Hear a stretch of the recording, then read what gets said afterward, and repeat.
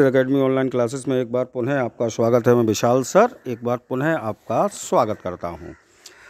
Second semester के जो भी स्टूडेंट जिन्होंने कि इंग्लिश मेजर और माइनर सब्जेक्ट के रूप में जिन्होंने चयन किया है, उनके लिए मैंने वीडियो देना स्टार्ट किए हैं। आप चैनल की प्ले लिस्ट में जब जाएंगे तो प्ले लिस्ट में एक सेकंड सेमेस्टर नाम से पूरा फोल्डर बना हुआ है। आप उसमें जाकर इन वीडियोज़ को आसानी के साथ देख सकते हैं।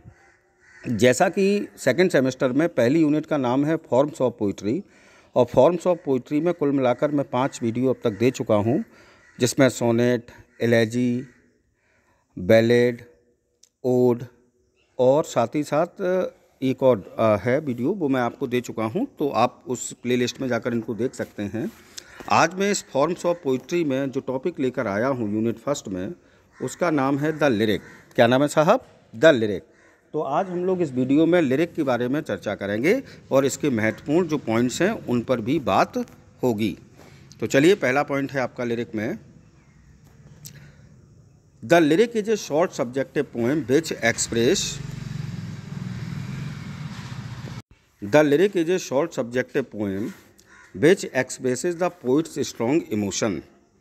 पहला पॉइंट आप लोग याद रखिए, लिरिक जो है वो एक शॉर्ट सब्जेक्टिव पोएम यानी कि एक संक्षिप्त किसी निश्चित विषय पर लिखी जाने वाली पोएम है, जो कि उस पोइट जो कि उस पोएम को लिख रहा है उसके स्ट्रॉन्ग इमोशंस को बयां करती है। तो फिर से सुन लीजिए, the lyric is a short subjective poem which expresses the poets strong emotions. ठीक है ना साहब? दूसरा पॉइंट लिखिए। दूसरा पॉइंट है आपका, लिरिक में be in form of a song, an ode, a sonnet और ए ड्रामेटिक मोनोलॉग। यानी कि लिरिक पोएम जो होती है वह एक गीत के रूप में हो सकती है, एक ओड के रूप में हो सकती है, एक सोनेट के रूप में हो सकती है और साथ ही साथ एक ड्रामेटिक मोनोलॉग के रूप में भी हो सकती है। कहने का मतलब, लिरिक पोएम जो होती है वह जो अन्य पोएम्स की फॉर्म्स हैं उनमें से कोई भी पोएम लिरिक हो सकती है। बस कुछ इंपॉर्टेंट चीज़ें हैं जो कि उसमें होनी चाहिए। नेक्स्ट थर्ड पॉइंट है, जैसा कि अन्य सभी पोएम्स के जो फॉर्म हैं उनका भी आरंभ ग्रीक से हुआ, तो लिरिक पोएम का आरंभ भी ग्रीक से हुआ है। तो लिखा है तीसरा point, in Greek the term lyric was used for a musical song which was sung by one singer to the accompany of a lyre. अगर हम ग्रीक की बात करें तो ग्रीक में जो लिरिक टर्म है वह एक म्यूजिकल सॉन्ग के लिए यूज होता था, जो कि एक सिंगर के द्वारा गाया जाता था। और इसमें सिंगर जो गाया करता था इस सॉन्ग को, वह वीणा के साथ गाया करता था। LYRE, lawyer. लायर का मतलब होता है वीणा, और इस लायर शब्द से ही जो बना है उसको हम कहते हैं लिरिक। यानी कि जिस गीत को वीणा के संगीत के साथ गाया जा सके वही लिरिक पोएम कहलाती है। क्लियर? लायर यानी कि वीणा, जिस गीत को लायर के साथ गाया जा सके, वीणा के साथ गाया जा सके, वही पोएम हमारी क्या कहलाती है? लायर, लिरिक कहलाती है। ठीक है ना? तो आरंभ कहाँ से हुआ? ग्रीक से हुआ साहब। नेक्स्ट पॉइंट है आपका fourth point, the main stress was on musical and emotional appeal of the song. जो प्रमुख लिरिक में जो प्रमुख स्ट्रेस दिया जाता है, जोर दिया जाता है, वो है इसकी म्यूजिकल और इमोशनल अपील। क्या है? म्यूजिकल यानी कि संगीत में, और इमोशनल भावनात्मक अपील। It did not give much importance to language. Lyric poem जो होती है उसमें भाषा को बहुत अधिक इम्पोर्टेंस नहीं दिया जाता और ना ही सब्जेक्ट मैटर को बहुत अधिक इम्पोर्टेंट दिया जाता है। Thus it was a strong expression of a single emotion. इस प्रकार से हम कह सकते हैं, अगर पास्ट की बात करें तो पास्ट में यह एक स्ट्रॉन्ग एक्सप्रेशन हुआ करता था लिरिक पोएम, अपनी एक किसी सिंगल इमोशन को व्यक्त करने के लिए, संग विद स्वीट म्यूजिक, जिसको कि मधुर संगीत के साथ गाया जाता था। तो फिर से समझ लीजिए, जो प्रमुख स्ट्रेस होता है लिरिक पोएम का वो होता है म्यूजिकल और इमोशनल अपील। दूसरा, इसमें भाषा पर बहुत अधिक इम्पोर्टेंस नहीं दिया जाता, ना ही सब्जेक्ट मैटर को बहुत अधिक इम्पोर्टेंस दिया जाता है। इस प्रकार से हम कह सकते हैं कि एक लिरिक में एक सिंगल इमोशन को बयां किया जाता है और इस सिंगल इमोशन को एक स्वीट म्यूजिक के साथ व्यक्त करना होता है।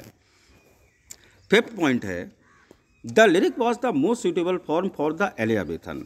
जब हम बात करते हैं तो लिरिक पोइम जो है वो सबसे ज़्यादा अगर सूटेबल किसी एज के पोइट्स को लगी तो वो है एलिजाबेथन एज के poets, because they had a particular interest in sweet music. क्योंकि एलिजाबेथन एज के जो पोइट्स हैं उनका एक पर्टिकुलर इंटरेस्ट रहा है और वो पर्टिकुलर इंटरेस्ट रहा है स्वीट म्यूज़िक। ठीक है ना साहब। The Elizabethan perfected it for their dramatic purposes.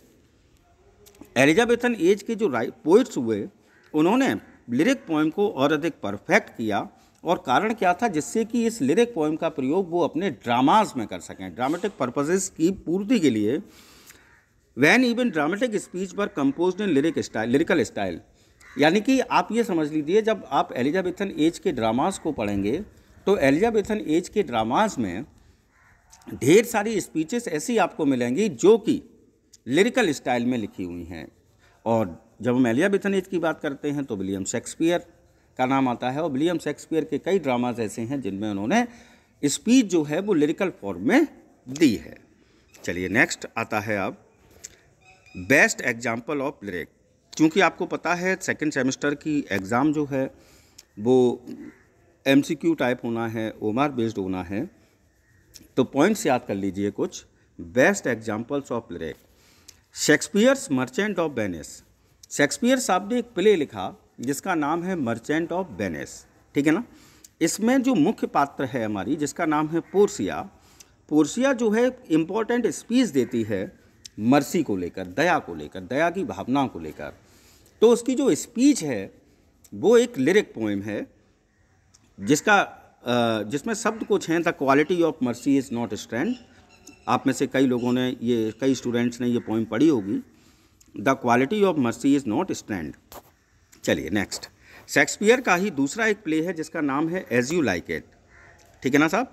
As you like it में एक लाइन है, एक गीत है, लिरिक है आपका लिरिक पोइम जिसका नाम है, जिसके कुछ बोल हैं, ब्लो ब्लो दाउ विंटर विंड। क्या है? ब्लो ब्लो दाउ विंटर विंड। उसके बाद पीबी शैली की पोइम है एक टू ए स्काईलार्क। पोइम का नाम क्या है? टू ए स्काईलार्क, जो कि लिरिकल क्वालिटी की पोइम है, जिसके बोल हैं like a high born मैडन in A palace tower, like a high born मैडन in A palace tower. उसके बाद जॉन कीट्स की एक पोइम है जिसका नाम है ओ टू ए नाइटिंगेल, ओ टू ए नाइटिंगेल। उसकी कुछ लाइन्स हैं, ये भी आपकी लिरिक पोइम है का एग्जाम्पल है। I have been half in love with easeful death, I have been half in love with easeful death. उसके बाद लॉर्ड एल्फ्रेड टेनिसन की पोइम ब्रेक ब्रेक ब्रेक, जो कि आपके सिलेबस में भी प्रेस्क्राइब्ड है सेकंड सेमेस्टर में, और मैं आपको वो पोइम भी पढ़ाऊंगा। उसके बोल हैं इस प्रकार से, ब्रेक ब्रेक ब्रेक ओ दाई कोल्ड ग्रे स्टोन्स ओ सी। ठीक है ना, ब्रेक ब्रेक ब्रेक ओ दाई कोल्ड ग्रे स्टोन्स ओ सी। तो ये आपकी लिरिक पोइम के बारे में मैंने आपको बताया, जो बेस्ट एग्जाम्पल हैं लिरिक पोइम्स के वो मैंने आपको बताए। ठीक है ना। आई होप आपको मेरा वीडियो पसंद आया होगा। यदि आपको मेरा वीडियो पसंद आया हो तो प्लीज़ लाइक, कमेंट और शेयर अवश्य करिए। और यदि अब तक आपने मेरे चैनल को सब्सक्राइब नहीं किया है तो प्लीज़ सब्सक्राइब माई चैनल, और चैनल को सब्सक्राइब करते समय बेल आइकन का बटन ज़रूर दबाएं। Thanks for watching. जय हिंद, जय भारत।